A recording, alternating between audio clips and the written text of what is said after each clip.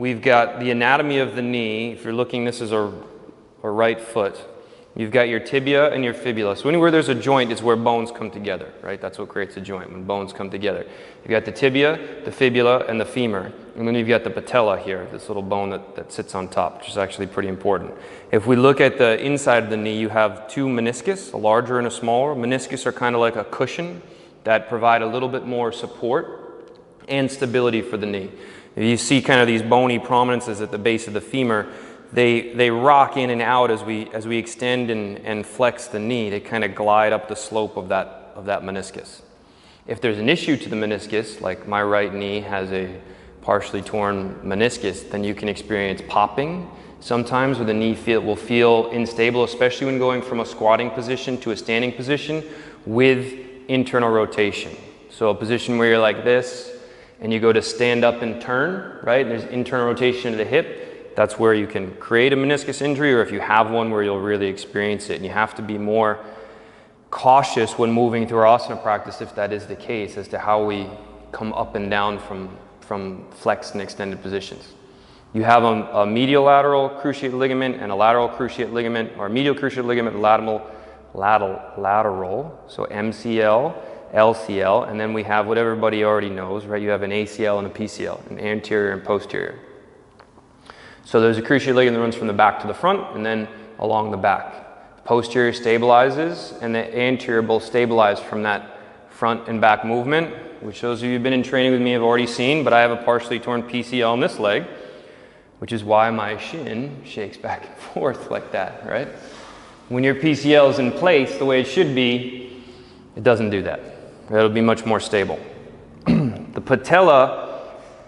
patellar ligament is where the big muscles of the quads insert, and that's an important joint or bone, because if they didn't, then they would cross over the joint of the knee, and that constant friction of flexion extension would create an itis, an inflammation, or even a tear to the tendon, which would then sever the muscles of the leg, which are responsible for extending it.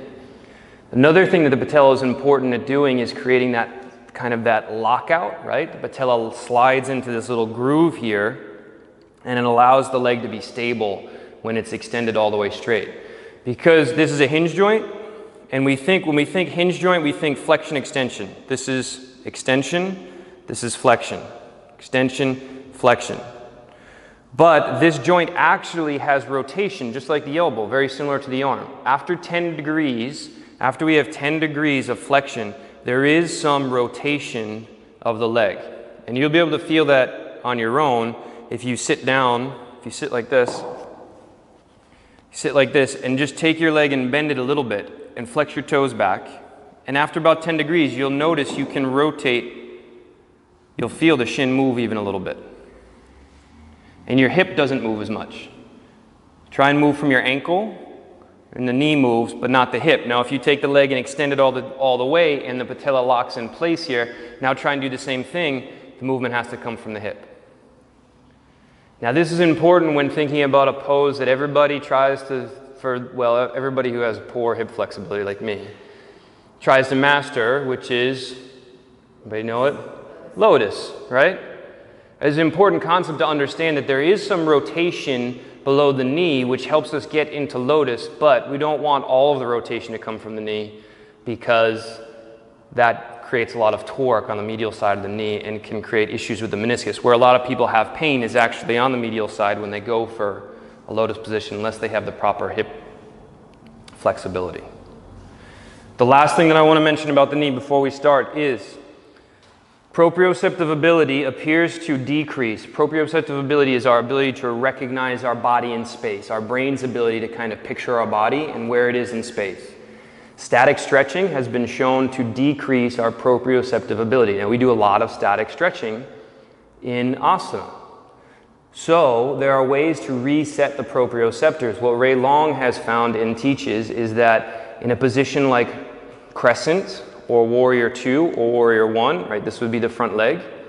If we try to simultaneously press the knee out and in, it helps reset the proprioceptors in the hip. Why this works, he said, I don't know exactly, I just know that it's worked. And you can't actually press out and in, right? That action doesn't happen. It has to go in one direction or the other. But if you use your brain to try and think of pressing out and pressing in at the same time, it helps reset the proprioceptors in the hip, which will make the hip more stable and make your brain's ability to recognize where your legs are in space more accurate, which can restrict the possibility or limit the possibility of injury. This is why a lot of actually sports teams don't do static stretching anymore. They do dynamic stretching before a game, because there's a lot of dynamic movement, and you want all the proprioceptive ability you can have in dynamic movement so you don't get hurt. And if they stretch beforehand, they compromise that, you're more likely there's an increase in ACL injuries, knee injuries, shoulder injuries, depending on the sport, right? Okay, so today in practice, we want to, yoga chitta vritti nirodha, right? Yoga's ability to restrain the fluctuations of the mind. Now we just have to restrain them on the object of our observation, so I want you to put a little bit more observation on your knee. And I'll be cueing it in a lot of other ways throughout practice as well. Just pay close attention to the way the knee feels when it's slightly flexed versus extended. If it feels uncomfortable, or if it feels like you need more rotation in the hip or in the ankle, just pay close attention to your knee as you're moving, okay? Because really we need to turn knowledge into wisdom. That's the practice. And wisdom comes from the practice.